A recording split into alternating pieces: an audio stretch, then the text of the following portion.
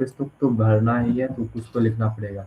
तो समानता का सिद्धांत, आप लोग को बस इसको नोट डाउन करना है। समानता का सिद्धांत जो अभी मैं बताया, समानता का सिद्धांत संस्कृति पर आधारित परिवर्तनशील सामाजिक निर्माण, जेंडर की प्रमुख विशेषता में ज़रूर इसको नोट डाउन कीजिएगा, ठीक है।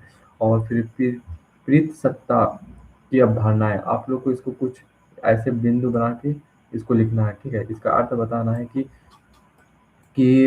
पितृसत्ता वह सामाजिक व्यवस्था है जिसमें परिवार, समाज, राजनीति और अर्थव्यवस्था पर पुरुषों का प्रभुत्व होता है तथा महिलाओं को पुरुष की अपेक्षा कम अधिकार और अवसर प्राप्त होता है।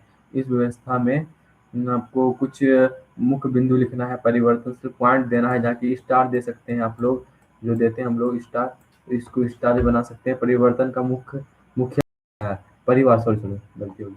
परिवार का मुखिया पुरुष होता है और संपत्ति पर पुरुषों का अधिकार अधिक होता है। महत्व नए पुरुष लेते हैं। महिलाओं की भूमिका घर तक सीमित मानी जाती है। थोड़ा गलती हो गया, परिवार बोलना था तो कुछ और बोल गया मैं। चलो गाइस, कोई ना।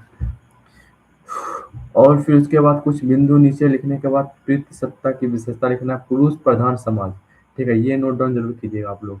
पुरुष प्रधान समाज, समाज में पुरुषों का को अधिक सम्मान और अधिकार प्राप्त होता है। आप लोग जो अभी ये कुछ बिंदु लिख रहे हैं, इसको ब्लैक पेन से लिखिएगा, इसको ब्लू से लिख सकते हैं। ब्लू से लिखिएगा तो फिर इसको यहाँ पे कुछ लगाना पड़ेगा आप लोग को वहाँ पे लिखने के लिए, ठीक है। नोट डाउन करने के लिए आपको लगाना पड़ेगा और इसमें कुछ न्यू मुख्य बिंदु जोड़ना पड़ेगा जिससे 3-4 लाइन भरे, ठीक है।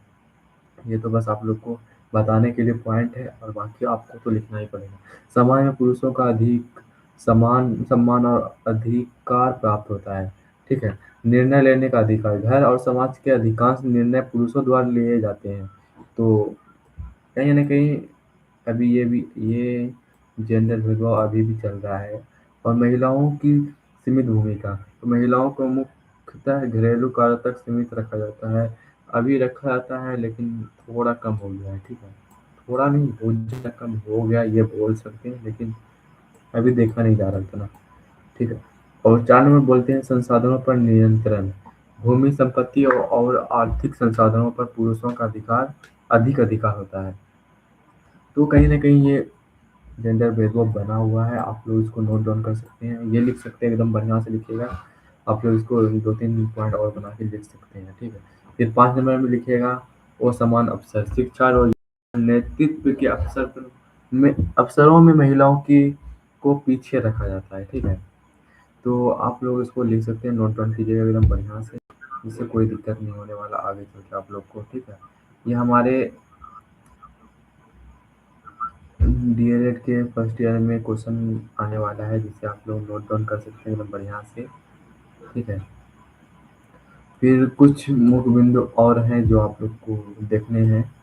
पितृसत्ता का जेंडर भेदभाव का प्रभाव, देखो, इसको यदि आप लोग इसको इतना सही भी याद हुआ तो भेदभाव का प्रभाव तो ऑटोमेटिक आप लोग को मालूम चल जाएगा। शिक्षा में असमानता, आर्थिक असमानता, घरेलू कार्यों का बोझ, जैसे कई परिवारों में लड़कों की शिक्षा को लड़कियों से अधिक महत्व दिया जाता है।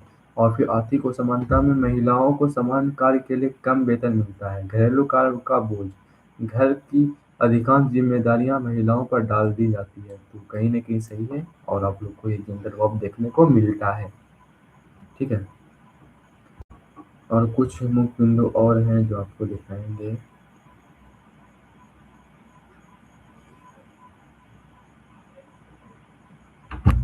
फिर उसके बाद आ जाएगा निर्णय लेने में भागीदारी की कमी, ठीक है। महिलाओं को परिवार और समाज के महत्वपूर्ण निर्णय में कम अवसर मिलते हैं। तो ये अवधारणा बहुत ही सही है और ये हमारे जेंडर भेदभाव में देखने को मिलता है। तो आप लोग इसको नोट डाउन करेंगे। और फिर 5 नंबर क्वेश्चन बोल रहा है सामाजिक कुरीतियाँ, दहेज प्रथा, बाल विवाह, कन्या भ्रूण हत्या, घरेलू हिंसा, ये सभी प्रतीकात्मक सोच का परिणाम है। ये जेंडर भेदभाव में देखने को मिलता है हम लोग को। आप लोग इसको नोट डाउन कीजिएगा। और फिर नारीवादी विमर्श, तो नारीवादी विमर्श में आप लोग इसको नोट डाउन करेंगे। मुख्य बिंदु, नारीवादी व सामाजिक, राजनीतिक और वैचारिक आंदोलन जिसका उद्देश्य महिलाओं को पुरुष के समान अधिकार, अवसर और सम्मान दिलाना है। नारीवादी किसी एक लिंग की श्रेष्ठता की बात नहीं करता, बल्कि समानता, इक्विलिटी, न्याय, जस्टिस और स्वतंत्रता, फ्रीडम की बात करता है। आप लोग इसको नोट डाउन कीजिएगा, ये बहुत ही इम्पोर्टेंट है, जो कि आप लोग के जेंडर भेदभाव में आप इसको नोट डाउन करेंगे और ये हमारे दिमाग में भी रहना चाहिए। ठीक है। नारीवादी विमर्श के उद्देश्य, कुछ मुख्य बिंदु हैं जो आप लोग नोट डाउन करेंगे। ठीक है। जैसे कि नारीवादी विमर्श के उद्देश्य, लैंगिक असमानता स्थापित करना, जी हमको स्त्री और पुरुष दोनों को समान अवसर प्राप्त हो, लैंगिक असमानता, सॉरी सॉरी लैंगिक समानता स्थापित करना। ठीक है, इसमें स्त्री और पुरुष दोनों को समान अवसर प्राप्त हो। और फिर शिक्षा, इसको मुख्य बिंदु आप लोग को जरूर नोट डाउन करना है। मैं पहले ही बता रहा हूँ कि जब भी वहाँ पे आंसर लिखेगा तो आप इसको ऐसे ही, जैसे ब्लैक में ये दिख रहा है और उसके बाद ब्लैक पेन से हेडलाइन बढ़िया से डालना है।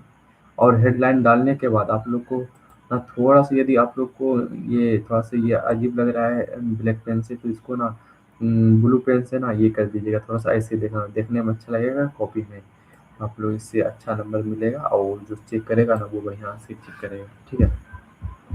जैसे कि ज़्यादा ध्यान आकर्षित नहीं होगा, कुछ गलत लिखा है या सही लिखा है, तो आप इसको नोट डाउन कर सकते हैं। और फिर उसके बाद लैंगिक समानता स्थापित करना, तो स्त्री और पुरुष दोनों को समान अवसर प्राप्त हो। फिर दूसरा नंबर लिखना है कि शिक्षा का अधिकार, हर लड़की को गुणवत्तापूर्ण शिक्षा मिले, आपको स्वतंत्र रूप से शिक्षा मिले, शिक्षा अच्छी तरह से ढंग से मिले, कोई दिक्कत ना हो। तो ये सब आप लोग अपने मन से भी लिख सकते हैं, बस बताने के लिए है, बाकी तो अपना मन से ही लिखना है वहाँ से कि तुम लोग को, ये तो है ही। और फिर तीसरा नंबर है आर्थिक स्वतंत्रता। ठीक है, आर्थिक स्वतंत्रता में हो जाएगा महिलाएं आत्मनिर्भर बने और रोजगार के समान अवसर प्राप्त करें। ऐसे तो रोजगार समान अवसर, जैसे कि कोई,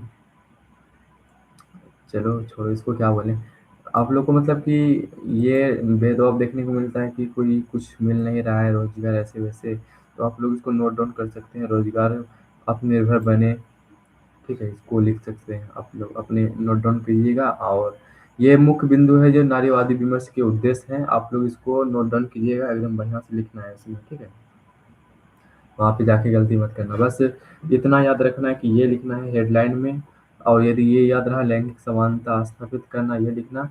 ये नहीं याद रहा तो मुख्य बिंदु करके स्टार मार के इसको लिखना है ऐसे करके। ठीक है, स्त्री और पुरुष दोनों को समान अवसर प्राप्त हो, हर लड़की को गुणवत्तापूर्ण शिक्षा मिले, ये सब ऐसे ही लिखना है। यदि ये सब याद नहीं रहा तो ठीक है, जैसे ये सब याद नहीं रहा इसको कट मारिए, इसको मत लिखिएगा। यदि यदि याद नहीं रहा तो इसको मत लिखिएगा, यदि याद रहा तो फिर लिखना ही है, याद नहीं रहा तो फिर नहीं लिखना है। ठीक है, ये सब लिखना है, ये नोट डाउन कीजिएगा एकदम बढ़िया से इसको।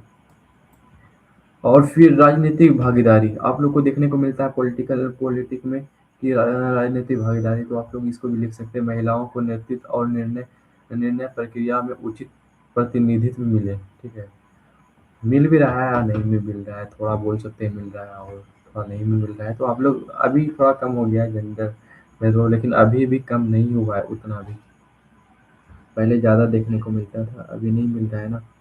चलो सही है।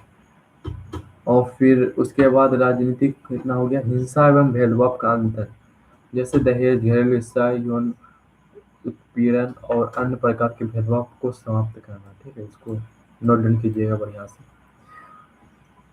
आप लोग को ऐसे ही कॉपी बनाना है और फिर जेंडर भेदभाव लिखना है। ये 10 नंबर का क्वेश्चन होने वाला है, जो भी आपको दिमाग में याद रहे, बस मुख्य पॉइंट आप लोग को लिखना है। यदि इसका पीडीएफ चाहिए तो आप कमेंट कर सकते हैं, बाकी अदरवाइज नहीं मिलेगा पीडीएफ, यहीं से देखना पड़ेगा, सीधा बात।